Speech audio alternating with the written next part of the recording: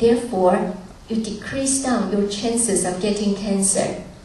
The food that you're eating, the food that you're putting on your dinner table, has a much greater effect than you know. It's not the chemical drugs, it's the food that you're eating. Without the food that you're eating, without the immune system, like I say, you will not live for more than 24, 48 hours. A single dust in the air will kill you. So, your immune system is supported by the different food that you're eating. I have even studied into a banana. You know, nowadays we always buy our banana when it is green because we have to ship it from Mexico or from somewhere else. So it's green when we cut it, right? We're finding that if you leave the banana to become ripe on the tree itself, not in your home, okay, on the tree, then the banana has a lot of phytochemicals. But when you cut it green, the amount of phytochemicals is less. So next time if you want to eat a banana, plant it yourself. In nutritional immunology, we would also study into the part of the plant to use. Take for example ginseng. Usually, for all these years, everyone have been using the ginseng root itself because it contains ginsenoside. That is the effective thing. And ginsenoside is very good because it helps the red blood cells in carrying oxygen. It becomes more active. So it gives you concentration. You'll be able to study better, memorize better. It gives you concentration. But we're finding that the ginseng berry, in fact, is the very best part of the plant because the ginseng berry contains about 4 to 6 times more ginsenoside compared to the ginseng root. And the ginseng berry, nowadays, we're studying to use it as the next generation of medication for diabetics because it lowers down the blood sugar levels too. And, of course, recently, there has been a surge of reports, research data on the ginseng berry because it helps people to lose weight. So, suddenly it becomes quite popular nowadays.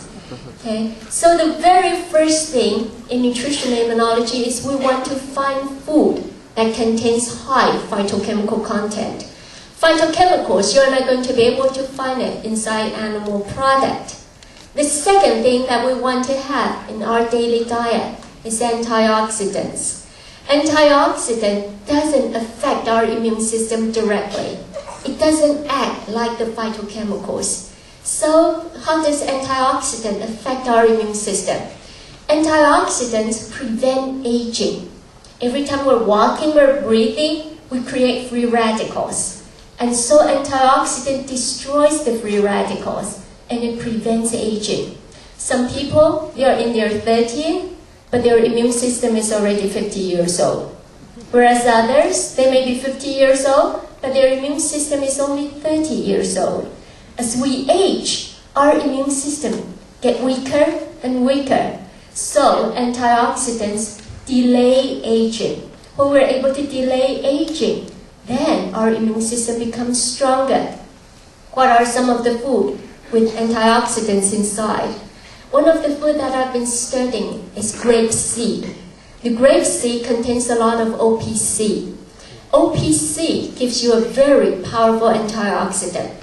It is 20 to 50 times stronger than vitamin C and vitamin E. Okay, so it is very, very strong.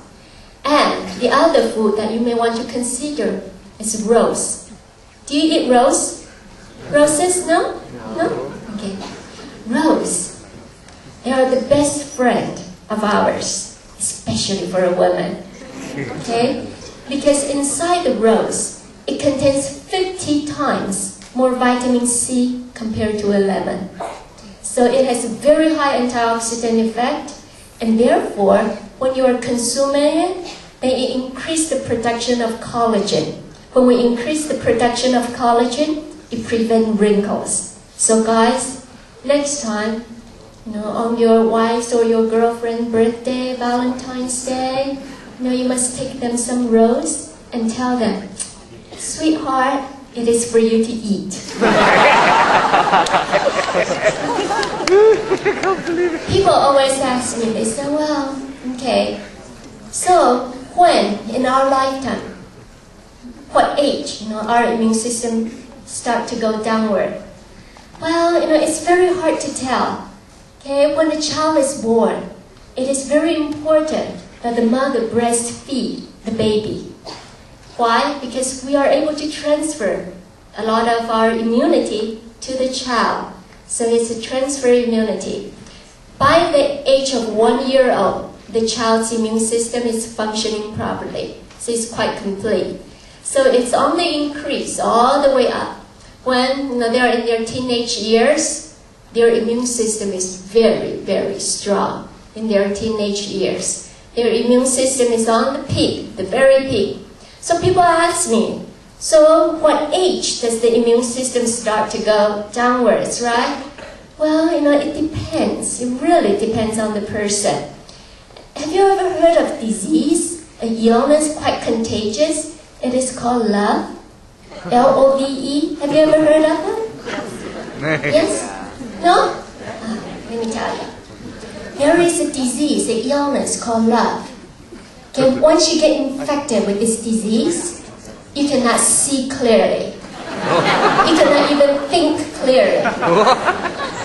Okay, no matter what other people tell you, you just cannot process the data. Okay, so you get quite confused even though you do not know it yourself. And it's very contagious. But you don't have to worry about it because there is a cure for it. The cure is called marriage. Once you get married, then suddenly you get cured and you wake up in the middle of the night. You look to your partner sleeping beside you and you say, is this the woman I've married? Oops, too late, you're married. Okay, so it really depends, on how much stress you have with this disease called love and, about your cure called marriage. So it really depends, then your immune system, some of the people get boosted, some of them come down. Because after all, they tell me that, marriage is such a complicated thing. Sometimes it cures, but sometimes you also create problems. They say it's so complicated, there are no words to really explain it. Now, on the very first year of marriage, usually you find the women talk and the men listen. Yeah, by the second year of the marriage, it's just the reverse. The men talk and the women listen. And then you go into the third year of your marriage, and then you find both the men and the women talk and the neighbor listen.